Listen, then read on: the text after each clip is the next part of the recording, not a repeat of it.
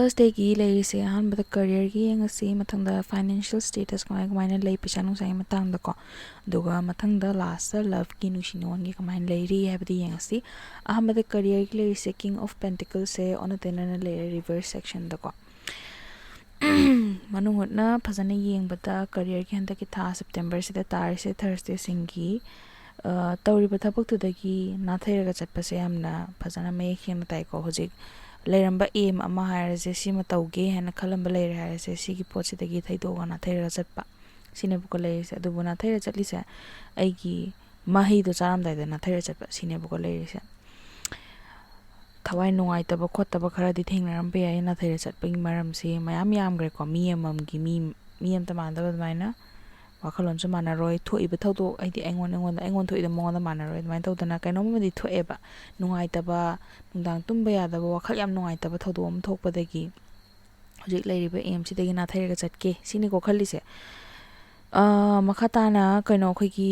career-ꯒꯤ ꯂꯥꯏꯟꯁꯤꯗ student-ꯁꯤꯡꯒꯤꯁꯨ ꯂꯩ, ꯃꯊꯪꯗ job seeking individual-ꯁꯤꯡꯒꯤ, ꯃꯊꯪꯗ job ꯍꯧꯖꯤꯛ ꯇꯧꯔꯤꯕ individual-ꯁꯤꯡꯒꯤꯀꯣ ꯑꯍꯨꯝ ꯊꯣꯛꯅ ꯑꯗꯨꯝ ꯄꯥꯖꯔꯛꯀꯦ. Student-ꯁꯤꯡꯒꯤ ꯍꯥꯏꯔꯒꯗꯤ ꯃꯣꯏꯒꯤ ꯇꯥꯔꯤꯁꯤ ꯍꯥꯟꯅꯗꯒꯤ ꯋꯥꯔꯤꯅꯤ. ꯁꯥꯇ꯭ꯔ ꯑꯃꯅ ꯑꯩꯁꯦ ꯗꯣꯛꯇꯔ ꯑꯣꯏꯒꯦꯅ ꯈꯜꯂꯝꯕꯗꯒꯤ ꯌꯥꯝ ꯅꯨꯡꯉꯥꯏꯇꯕ ꯊꯧꯗꯣꯛ ꯑꯃ ꯊꯣꯛꯄꯗꯒꯤ ꯑꯩ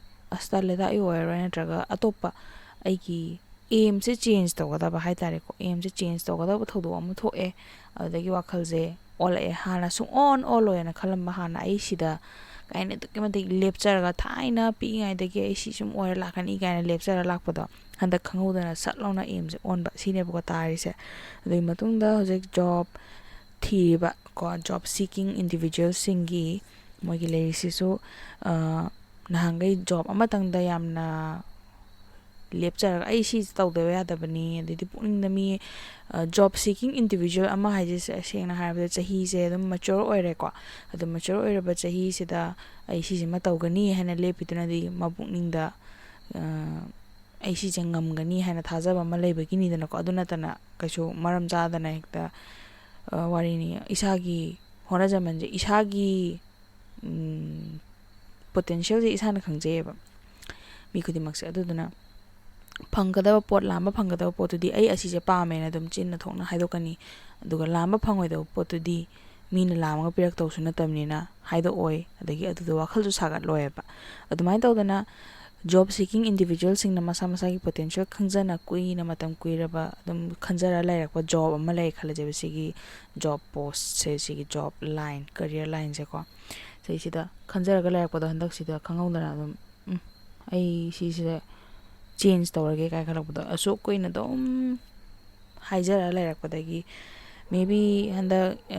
unfair ꯑꯣꯏꯕ ꯈꯔ ꯍꯟꯗꯛ ꯊꯦꯡꯅꯔꯝꯕ ꯌꯥꯏ ꯊꯕꯛꯀꯤ ꯈꯟꯕꯒꯤꯁꯤꯗ, ꯅꯠꯇ꯭ꯔꯒ ꯑꯗꯨꯅꯆꯤꯡꯕ. ꯑꯗꯨꯗꯒꯤ ꯅꯠꯇ꯭ꯔꯁꯨ ꯑꯇꯣꯞꯄ ꯁꯤꯒꯤ ꯊꯕꯛ ꯂꯥꯏꯟꯁꯤꯗ ꯂꯩꯕ ꯃꯤꯁꯤꯡ ꯍꯩꯅꯗꯕꯒꯨꯝꯕ, ꯍꯥꯏꯗꯤ ꯀꯦꯁꯦꯁꯇꯤ ꯃꯌꯥꯝ ꯂꯩꯈ꯭ꯔꯦꯀꯣ. ꯑꯗꯨꯕꯨ ꯈꯤꯇꯪ ꯅꯨꯡꯉꯥꯏꯇꯕ ꯑꯃ ꯊꯣꯛꯄꯗꯒꯤ ꯍꯟꯗꯛꯁꯦ job line-ꯁꯦ ꯑꯅꯧꯕ ꯆꯦꯟꯖ ꯇꯧꯕ ꯁꯤꯅꯦꯕꯀꯣ. ꯑꯗꯨꯕꯨ job line change ꯇꯧꯕꯁꯦ ꯄꯥꯝꯖꯔꯤꯕ ꯄꯣꯠꯇꯣ ꯐꯪꯗꯤ ꯐꯪꯗꯣꯔꯕꯅꯦꯕ. ꯑꯗꯨ ꯐꯪꯗꯣꯔꯒ ꯑꯣꯏꯔꯒꯁꯨ ꯐꯪꯗꯧꯔꯕ ꯄꯣꯠꯇꯣ ꯑꯗꯨꯗꯒꯤ ꯅꯥꯊꯩꯔ ꯆꯠꯄ ꯁꯤꯅꯦꯕꯀꯣ ꯂꯩꯔꯤꯁꯦ Thursday-ꯁꯤꯡꯒꯤ. ꯑꯗꯒꯤ ꯍꯧꯖꯤꯛ job ꯇꯧꯔꯤꯕꯁꯤꯡꯅ ꯃꯁꯥꯒꯤ ꯇꯧꯔꯤꯕ ꯊꯕꯛꯇꯨꯗ ꯈꯤꯇꯪ upgrade ꯇꯧꯅꯤꯡꯕ ꯀꯣ, ꯑꯗꯨ ꯉꯥꯛꯇ ꯑꯣꯏꯗꯣꯏꯅꯤꯗꯅꯀꯣ. ꯃꯤꯑꯣꯏꯕꯁꯦ ꯑꯗꯨꯝ upgrade ꯑꯗꯨꯝ ꯄꯥꯝꯃꯦꯕ. ꯑꯗꯨꯗꯨꯅ ꯍꯧꯖꯤꯛꯁꯦ upgrade ꯇꯧꯅꯤꯡꯕꯁꯦ, ꯇꯧꯒꯦꯅ ꯈꯜꯂꯝꯕꯗꯨꯗꯒꯤ ꯍꯧꯖꯤꯛꯁꯦ ꯃꯇꯝ ꯀꯨꯏꯅ ꯍꯣꯠꯅꯔꯛꯑ ꯃꯇꯨꯡꯗ finally ꯐꯪꯉꯛꯀꯅꯤ upgrade-ꯁꯦ ꯁꯤꯅꯦꯕꯀꯣ ꯂꯩꯔꯤꯁꯦ ꯍꯧꯖꯤꯛ job upgrade ꯄꯥꯝꯕꯁꯤꯡꯒꯤ. ꯑꯗꯨꯕꯨ ꯍꯟꯗꯛꯀꯤ ꯊꯥꯁꯤꯗ ꯁꯣꯏꯗꯅ ꯐꯪꯒꯅꯤ ꯍꯥꯏꯕ ꯅꯠꯇꯕ, ꯍꯟꯗꯛꯀꯤ ꯊꯥꯁꯤꯗ ꯑꯗꯨꯒꯤ ꯃꯃꯤ ꯎꯔꯛꯄ ꯍꯥꯏꯇꯥꯔꯦꯀꯣ. wish fulfillment-ꯀꯤ ꯃꯃꯤ ꯎꯔꯛꯄ ꯌꯥꯝ ꯀꯟꯅ. ꯍꯟꯗꯛꯀꯤ ꯊꯥꯁꯦ ꯑꯌꯥꯝꯕꯅꯗꯤ struggle ꯈꯔꯗꯤ ꯂꯩꯔꯦ, ꯅꯨꯡꯉꯥꯏꯇꯕ ꯈꯣꯠꯇꯕ ꯈꯔꯗꯤ ꯐꯪꯒꯅꯦꯕꯀꯣ, ꯊꯋꯥꯏ ꯅꯨꯡꯉꯥꯏꯇꯕ ꯈꯣꯠꯇꯕ. ꯑꯗꯣ ꯊꯥ ꯂꯣꯏꯔꯝꯗꯥꯏꯒꯨꯝꯕꯗ ꯁꯤꯒꯤ ꯄꯥꯎꯁꯦ ꯂꯥꯛꯄ, ꯅꯠꯇ꯭ꯔꯒ ꯃꯊꯪ ꯊꯥ ꯍꯧꯔꯛꯄꯗꯒꯨꯝꯕ ꯁꯤꯒꯤ ꯄꯥꯎꯁꯦ ꯂꯥꯛꯄ. ꯅꯍꯥꯟꯈꯩ ꯄꯥꯝꯃꯤꯕ upgrade ꯇꯧꯅꯤꯡꯉꯤꯕ ꯄꯣꯠꯇꯣ ꯑꯣꯏꯊꯣꯛꯄꯒꯤ ꯄꯥꯝꯕꯩ ꯑꯃ ꯎꯔꯛꯄ ꯍꯥꯏꯇꯥꯔꯦꯀோ. ꯑꯗꯨꯅꯤ ꯂꯩꯔꯤꯁꯤ career-ꯁꯤꯒꯤ. ꯃꯈꯥ ꯇꯥꯅ ꯑꯩꯈꯣꯏꯅ ꯌꯦꯡꯗꯣꯏꯁꯤ financial-ꯒꯤ ꯌꯦꯡꯉꯁꯦꯕꯀꯣ. financial status situation-ꯁꯦ ꯀꯃꯥꯏꯅ ꯂꯩ ꯍꯥꯏꯕꯗꯣ ꯍꯟꯗꯛꯀꯤ ꯊꯥ ꯁꯦꯞꯇꯦꯝꯕꯔ ꯊꯥꯁꯤꯗ financially ꯌꯦꯡꯕꯗ ꯄꯩꯁా ꯅꯨꯡꯁꯥꯁꯦ ꯆꯪꯐꯝꯗꯤ ꯂꯩ. ꯑꯗꯨꯕꯨ ꯍꯟꯗꯛꯁꯦ ꯄꯩꯁꯥꯒꯤ ꯃꯇꯥꯡꯗ ꯅꯥꯟꯊꯣꯛꯄ ꯌꯥꯔꯣꯏꯗꯕ ꯑꯗꯨꯒꯨꯝꯕ ꯍꯥꯏꯗꯤ ꯂꯩꯗꯅꯀꯣ. ꯄꯩꯁꯥꯁꯦ ꯈꯪꯍꯧꯗꯅ ꯏꯁꯥꯅ ꯁꯦꯟꯅꯔꯒꯗꯤ ꯑꯗꯨꯝ ꯆꯠꯆꯕ ꯄꯩꯁꯥꯁꯦꯀꯣ ꯌꯥꯝꯅ ꯀꯦꯌꯔꯂꯦꯁ ꯑꯣꯏ ꯍꯥꯏꯕꯒꯤ ꯋꯥ ꯅꯠꯇꯕ ꯀꯦꯌꯔꯐꯨꯜꯗꯤ ꯑꯣꯏꯖꯕꯀꯣ ꯑꯗꯨꯕꯨ ꯍꯟꯗꯛꯀꯤ ꯊꯥꯁꯤꯗ ꯈꯪꯍꯧꯗꯅ ꯁ꯭ꯄꯦꯟꯗꯤꯡꯁꯦ ꯍꯦꯟꯖꯟꯅ ꯇꯧꯕꯒꯨꯝꯕ ꯍꯥꯏꯗꯤ ꯄꯩꯁꯥꯁꯦ ꯆꯣꯝ ꯊꯣꯛꯀꯅꯤ ꯍꯥꯏꯕꯗꯣ ꯑꯗꯨ ꯇꯥꯗꯦꯕ ꯍꯟꯗꯛꯀꯤ ꯊꯥꯁꯤꯗ ꯈꯤꯇꯪ ꯅꯨꯡꯉꯥꯏꯇꯕ ꯈꯣꯠꯇꯕꯁꯦ ꯈꯔ ꯇꯥꯏꯌꯦꯕꯀꯣ ꯄꯩꯁꯥꯒꯤ ꯃꯇꯥꯡꯗ ꯑꯗꯨꯗꯨꯅ ꯑꯄꯥꯝꯕ ꯄꯣꯠ ꯐꯪꯗꯕ ꯍꯟꯗꯛꯁꯦ ꯄꯩꯁꯥꯁꯦ ꯌꯥꯝꯅ ꯆꯤꯟꯕꯒꯤꯀோ ꯄꯩꯁꯥꯗꯤ ꯂꯥꯛꯐꯝꯗꯤ ꯂꯩ ꯑꯗꯨ ꯄꯩꯁꯥꯁꯦ ꯈꯔꯗꯤ ꯆꯤꯟꯒꯅꯤ ꯍꯥꯏꯅ ꯇꯥꯏꯌꯦꯕꯀꯣ ꯑꯩꯠ ꯑꯣꯐ ꯀꯞꯁ ꯑꯄꯥꯝꯕ ꯄꯣꯠꯇꯒꯤ ꯅꯥꯊꯩꯔ ꯆꯠꯄꯅ ꯌꯥꯝ ꯀꯟꯅ ꯇꯥꯔꯤ ꯍꯟꯗꯛꯀꯤ ꯊꯥꯁꯤꯗ ꯄꯩꯁꯥ ꯆꯪꯒꯗꯕ ꯄꯣꯠ ꯑꯣꯏꯔꯝꯕꯁꯨ ꯌꯥꯏꯀꯣ ꯕꯤꯖꯤꯅꯦꯁꯀꯨꯝꯕ ꯑꯣꯏꯔꯝꯕꯁꯨ ꯌꯥꯏ ꯖꯣꯕ ꯁꯤꯀꯔꯁꯤꯡ ꯑꯗꯨꯒ ꯖꯣꯕ ꯇꯧꯔꯤꯕꯁꯤꯡꯁꯤꯅ ꯍꯟꯗꯛ ꯀꯔꯤꯌꯔ ꯂꯥꯏꯟꯗ ꯀꯩꯅꯣꯝꯃ ꯑꯣꯏꯊꯣꯛꯅꯤꯡꯕ ꯑꯗꯣ ꯑꯣꯏꯊꯣꯛꯇꯕꯅ ꯈꯜꯂꯤꯗꯣ ꯄꯩꯁꯥ ꯊꯥꯗꯔꯨꯔꯒ ꯑꯣꯏꯗꯣꯔꯀꯥꯟꯗ ꯂꯩꯊꯣꯛꯑ ꯆꯠꯄꯒꯨꯝꯕ ꯑꯗꯨꯒꯤ ꯃꯑꯣꯡꯁꯤꯗ ꯂꯩꯌꯦꯕꯀோ ꯑꯗꯨꯅꯤ ꯑꯣꯀꯦ ꯑꯅꯧꯕ ꯂꯥꯏꯟ ꯑꯃ ꯊꯤꯅꯤꯡꯉꯛꯄꯒꯤ ꯃꯑꯣꯡ ꯇꯧꯋꯦ ꯄꯩꯁꯥ ꯅꯨꯡꯁꯥꯁꯦ ꯍꯧꯖꯤꯛ ꯇꯧꯔꯤꯕꯁꯤꯅ ꯑꯩ ꯀꯣꯟꯅꯗ꯭ꯔꯦ ꯍꯥꯏꯕꯅꯤ ꯈꯪꯗꯦ ꯑꯩꯅ ꯑꯄꯥꯝꯕ ꯊꯥꯛꯇꯣ ꯌꯧꯗꯦ ꯀꯣ ꯑꯗꯨꯗꯨꯅ ꯁꯤꯒꯤ ꯄꯩꯁꯥ ꯈꯨꯗꯣꯛꯁꯤꯗꯤ ꯑꯩ ꯀꯌꯥ ꯄꯥꯝꯗꯦ ꯑꯇꯣꯞꯄ ꯂꯥꯏꯟ ꯌꯦꯡꯒꯦ ꯍꯥꯏꯅ ꯌꯦꯡꯊꯣꯔꯛꯄꯅꯦꯕ ꯁꯤꯒꯤ ꯌꯦꯡꯊꯣꯔꯛꯄꯁꯤꯗ ꯁꯤꯒꯤ ꯄꯣꯠꯁꯤꯁꯨ ꯑꯣꯏꯔꯛꯀꯗꯧꯕꯒꯤ ꯃꯃꯤꯁꯤ ꯎꯔꯛꯇꯕꯗꯨꯗ ꯁꯥꯎꯅꯤꯡꯕ ꯈꯣꯏꯔꯥꯡ ꯈꯣꯏꯁꯥꯎꯅꯕ ꯀꯣ ꯅꯥꯟꯊꯣꯛꯑꯒꯗꯤ ꯆꯠꯄ ꯉꯝꯗꯕ ꯃꯦ ꯕꯤ ꯏꯟꯚꯦꯁꯃꯦꯟꯁꯦ ꯑꯣꯜꯔꯦꯗꯤ ꯇꯧꯔꯕꯒꯨꯝꯕꯀꯣ ꯄꯩꯁꯥꯒ ꯃꯩ ꯂꯩꯅꯔꯦ ꯑꯗꯨꯅ ꯑꯗꯣ ꯍꯟꯗꯛꯀꯤ ꯀꯩꯅꯣꯁꯤꯗ ꯄꯩꯁꯥ ꯊꯥꯗꯔ ꯃꯇꯨꯡꯗꯁꯨ ꯅꯥꯟꯊꯣꯛꯑ ꯆꯠꯄ ꯌꯥꯗꯕꯗꯣ ꯍꯦꯔꯥ ꯑꯩ ꯑꯁꯨꯛ ꯌꯥꯝꯅ ꯋꯥꯈꯜ ꯋꯥꯕ ꯅꯠꯇ꯭ꯔ ꯑꯁꯨꯛ ꯌꯥꯝꯅ ꯃꯥꯏꯊꯤꯕꯁꯤꯕꯨ ꯂꯩꯊꯣꯛꯑ ꯆꯠꯄꯒꯤ ꯐꯤꯕꯝꯁꯤ ꯂꯩ ꯑꯗꯨꯕꯨ ꯁꯤꯒꯤ ꯂꯩꯊꯣꯛꯑ ꯆꯠꯂꯤꯁꯦ ꯑꯣꯏꯗꯣꯔꯕꯅꯦꯕ ꯄꯣꯠꯁꯦ ꯀꯩ ꯍꯥꯏꯅꯤ ꯁꯛꯁꯦꯁ ꯑꯣꯏꯗꯣꯔꯕꯅꯦꯕ ꯑꯗꯨ ꯃꯇꯥꯡꯗ ꯂꯩꯊꯣꯛꯑ ꯆꯠꯄꯒꯤ ꯐꯤꯕꯝꯁꯤ ꯂꯩ ꯄꯩꯁꯥ ꯅꯨꯡꯁꯥꯒꯤꯁꯨ ꯍꯟꯗꯛꯁꯦ ꯋꯥꯕ ꯀꯣ ꯑꯗꯨ ꯊꯥꯗꯔꯨꯕꯒꯤ ꯕꯤꯖꯤꯅꯦꯁꯀꯤ ꯃꯇꯥꯡꯁꯤꯗ ꯑꯗꯨꯅꯤ ꯑꯗꯨꯃꯥꯏꯅ ꯌꯥꯝꯅ ꯆꯌꯦꯠꯅꯕ ꯀꯔꯤꯌꯔꯁꯤꯒ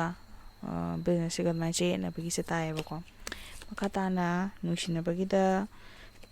ꯑꯅꯤ ꯊꯣꯛꯅꯗꯤ ꯌꯦꯡꯉꯛꯀꯅꯤꯀꯣ ꯅꯨꯡꯁꯤꯅꯕꯒꯤꯁꯦ ꯁꯤꯡꯒꯜꯒꯤ ꯑꯃ ꯔꯤꯂꯦꯁꯟꯁꯤꯞꯇ ꯂꯩꯕꯁꯤꯡꯒꯤ ꯑꯃ ꯑꯗꯣ ꯑꯍꯥꯟꯕꯗ ꯁꯤꯡꯒꯜꯒꯤꯁꯦ ꯌꯦꯡꯉꯁꯤ ꯁꯤꯡꯒꯜꯁꯤꯡꯒꯤ ꯂꯩꯔꯤꯁꯦ ꯊꯋꯥꯏ ꯅꯨꯡꯉꯥꯏꯇꯕꯁꯤꯅ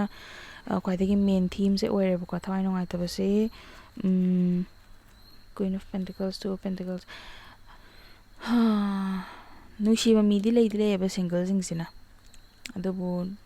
ꯄꯣꯠꯁꯦ ꯁꯤꯆꯨꯋꯦꯁꯟꯁꯤꯞꯀꯤ ꯇꯥꯏꯞꯇ ꯔꯤꯂꯦꯁꯟꯁꯤꯞꯃꯛꯇꯤ ꯑꯣꯏꯗ꯭ꯔꯤꯕ ꯐ꯭ꯔꯦꯟꯁꯇꯪ ꯑꯣꯏꯕ꯭ꯔꯥꯁꯨ ꯑꯣꯏꯗꯕ ꯃꯔꯛ ꯁꯔꯛꯇ ꯑꯗꯨꯝ ꯍꯥꯏꯔ ꯂꯩꯕꯒꯤ ꯏꯁꯥꯒꯤ ꯏꯒꯣꯅꯁꯨ ꯍꯦꯛ ꯅꯪꯅ ꯇꯧꯔꯤꯁꯦ ꯑꯩ ꯄꯥꯝꯗꯦ ꯅꯪꯅ ꯁꯨꯃꯥꯏꯅ ꯃꯔꯛ ꯁꯔꯛꯇ ꯊꯝꯃꯤꯁꯦ ꯑꯩ ꯄꯥꯝꯗꯦ ꯀꯥꯏꯅ ꯍꯦꯛ ꯍꯥꯏꯕꯁꯨ ꯉꯝꯗꯕ ꯀꯣ ꯑꯗꯨꯒ ꯁꯤꯆꯨꯋꯦꯁꯟ ꯑꯅꯤꯁꯤꯗ ꯍꯥꯏꯔꯒ ꯂꯩꯔꯒ ꯌꯥꯝꯅ ꯋꯥꯕꯒꯤ ꯐꯤꯕꯝꯁꯦ ꯂꯩꯌꯦꯕꯀꯣ ꯆꯠꯂꯒꯦꯗꯤ ꯈꯜꯂꯤ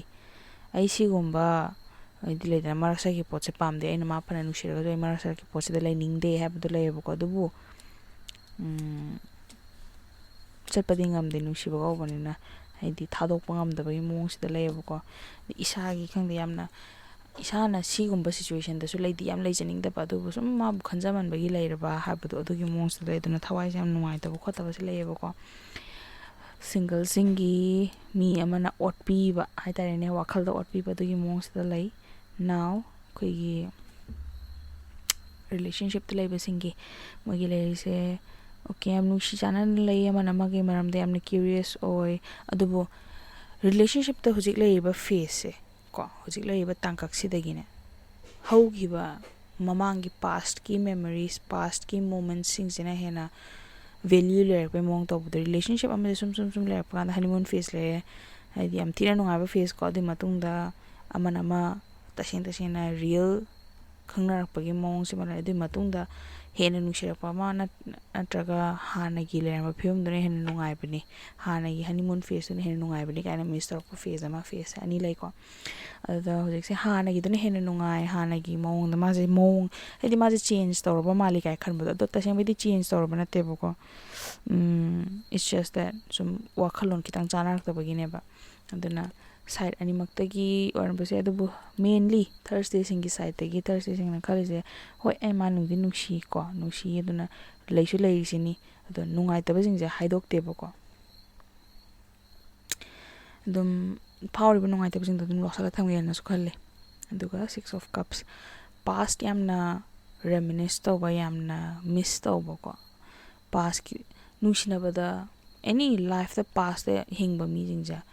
present da nungai tabagi neba past da hingi se natra past ki da nungai bani da past ki da hogi da nungai bani da haise hoji present da nungai ba yau tabagi natra ne adu na nushina ba da su hana thaina ibani smai to gi bu nungai bani ibani smai wari sana bu nungai bani hana thaina gi poching do ne miss to le ga di hoji present da nungai tre ha ba se isana na ga khangam draga su handa sig reading se ta ba de khangbiro adu na you are not happy right now in this relationship adu phajana singna wari sana thokpa amu changi ko ai smai nang to ise nungai te ego kara ga di kasu kana roi yamna su dum khanjai se uye ko Thursday ki partners yamna khanjai ba khanjaba sina phajana loina biro aduga singna nungai report to haidokpa mu changi aduga di aduda mongda chance pibi ga tabane ko partner sida ma aigi nungai to pot tar matung na ma je change torak tabra habto tawra adudi he is the perfect partner for you tawraktre that means maget like bad person mas egidamukta phatte have potre de just that nabaini timing chana da ba hapada any am taba o hai ko love is all about timing have male aduduna timing chana draga de mi se tum chana re ko aduni ta so Thursday ki swaida loire matang Friday ki tars